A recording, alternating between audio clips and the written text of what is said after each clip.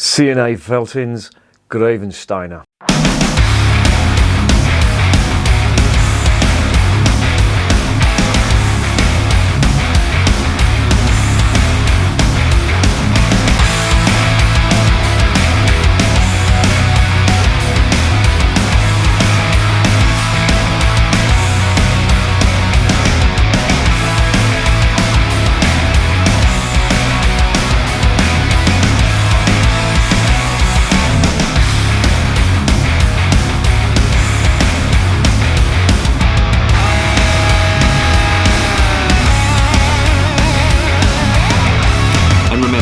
Life is too short to be drinking shitty beer. Welcome to another edition of Bands, Bikes and Bollocks. This is the Grevensteiner from CNA Veltins, who are a pretty damn good brewery. I've tried their Veltins lager. I'm sure you may have tried that. I'm sure you may. Fucking hell.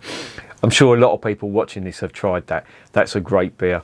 And I've bought that on a number of occasions online, and I've also had it on draft in York, of all places. There is a place that does all the world beers opposite in the Shambles, and they had this, but not this. They had the Veltins on draft, and it was really good. I really enjoyed that.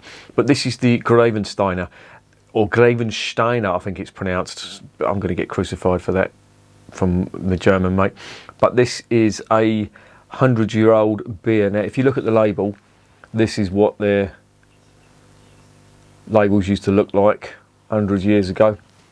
There's the back, all in German. This is one of their stubby bottles. This was another signature of theirs that would be a characteristic of their beer. Now, CNA Veltins stands for the brothers Carl and Anton Veltins. They took over. The brewery was founded in 1824, and it was founded by their father, and they took over from their father, I think in the late 1890s or the early 1990s, 1893 I think, and they've been brewing beer ever since. Now they're situated in Grevenstein, funny enough, and that is in the Sauerland, which is in the northwestern part of Germany, North Rhine-Westphalia. If you want a bit of a geographical reference, it's near Dortmund, Dusseldorf, that sort of area, Munster, around there. And it's a really good beer from what I've been told. I've never tried this personally. This is a first for me. I've seen it advertised quite a lot, but I've never taken the plunge. And as I say, my mate from Germany came over. He brought me a load of beers, and this was one of them. So, without further ado, let's get this investigated.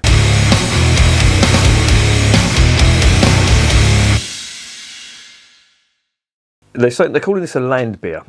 They're calling it a Naturtrube Landbier original. So if it's the original recipe, then it should be something like a cloudy Kellerbier. That's what I would have expected them to be drinking around that sort of time in the 1800s. There's not much to go on the back. It's 5.2%. It is a 500ml bottle. Would you believe that's not a 330ml? That's 500ml dumpy. Everything's in German, but it's basically just mentioning that this is their traditional. I can see the word maize. That's not good. But surely, if that conforms to the Reinhardt School, they wouldn't have put maize in. Oh, hang on. Here's the ingredients: water, gust and malt, hopfen and heifer. So that's water, malted barley, hops and yeast. Thankfully no maize, but it does, the word maize is there. I hope this hasn't got maize in it. Please, no, there's no need for them to be putting that in there. Yeah, and that's it. So let's get it open and let's see what's going on.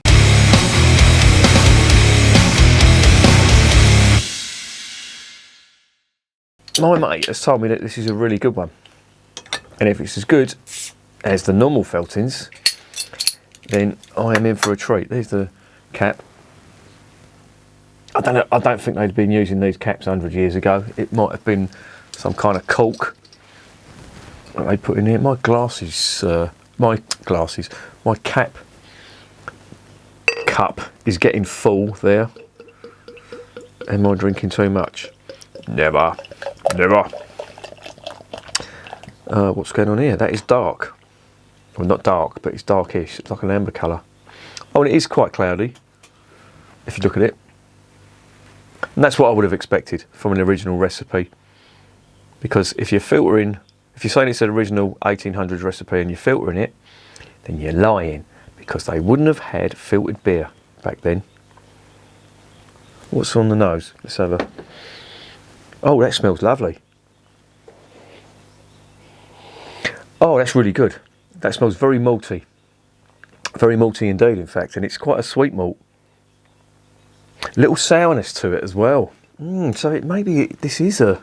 They call it a Landbier, but I'm thinking this is a Kellerbier. Naturtrube Landbier. Yeah. But it has got all the characteristics of a Kellerbier. It's got that sourness that I really like. Some people are not too keen on that. I love that in a Kellerbier. It's subtle in the Bavarian Kellerbiers, but this one, you do get quite a bit of that on the aroma. Oh, it does smell good. I am looking forward to this one. If it's as good as the aroma, then I think I'm going to enjoy this. Now, as I say, I've just tried that Noisella stuff. Jesus, that was horrible. They put fucking sugar in it, and it was so sweet to the point where it's sickly sweet. And I ain't a fan of them kind of beers. Now, as I said in the last video, the Belgian beers, they do have some sugar and syrup in there in certain Belgian beers, but they get it right. They get the right amount right. That was just way too sugary. I didn't like it at all. And unfortunately, that went down a sink. But hopefully, this won't.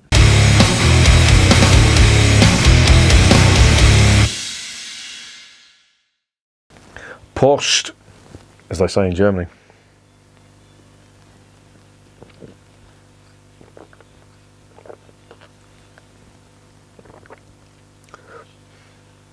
Oh, that's lovely. Oh, that's a really good one. Oh, I'm liking this. This is really nice. Very nice, in fact. Let's get the last dregs in there. I'll give it a little shake. There is bound to be some bits of yeast in there. Oh, it smells lovely. There's a lovely sourness to it as well. And I do always get that in Kellerbier. But I don't normally get that on the flavour. Not big anyway. And I have to say, I'm not really getting that on the flavour here. But the malt on this is lovely. Almost caramel-like.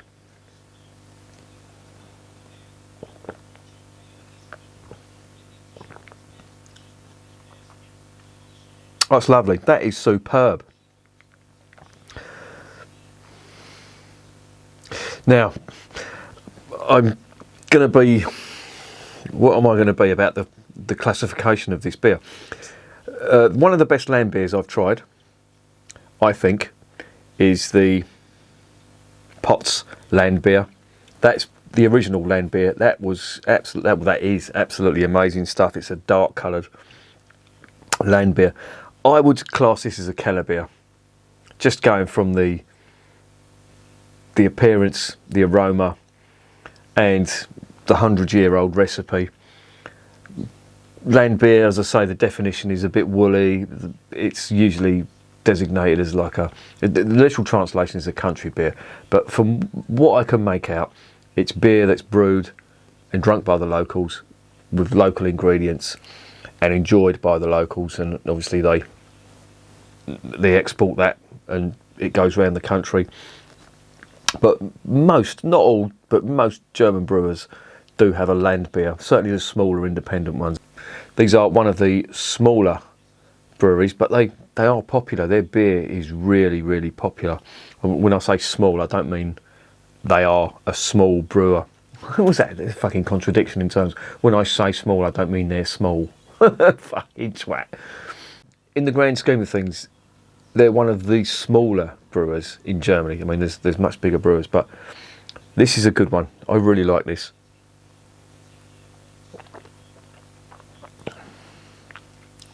Oh, it's just full of malt character. Almost got that Bavarian liquid bread going on, but not quite. It's got a lovely, almost toasted malt to it, bordering on caramel. Quite full bodied as well, and superb mouthfeel. I'm really liking that.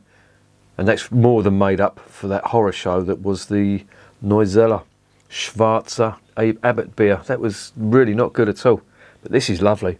I am loving this.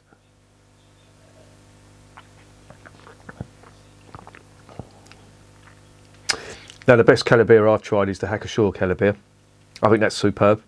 There are other good Kellerbiers out there, but this, I would say, is going to be my second favourite, because that's lovely.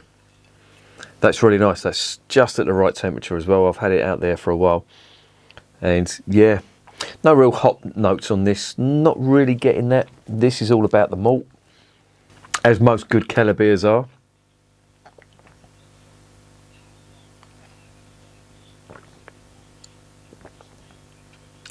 And just as I say that, I'm getting a little bit of the hop notes on here as well.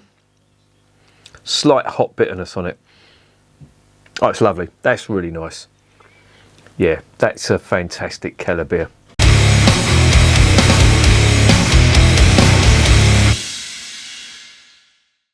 So what is the verdict on the Grevensteiner original? Oh, it's really good. That is a really nice beer. Don't take any notice of what it says there, where it says Naturtrube Landbier.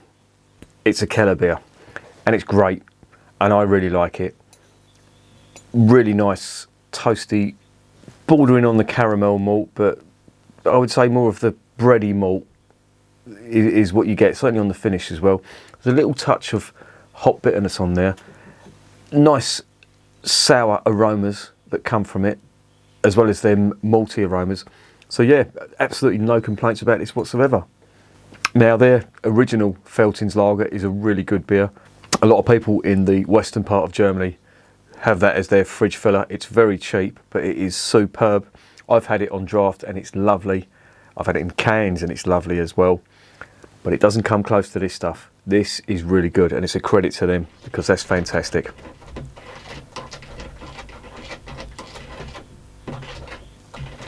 That's either a dog or a cat trying to get in the door, and they ain't getting in because they're going to be a pain in the arse.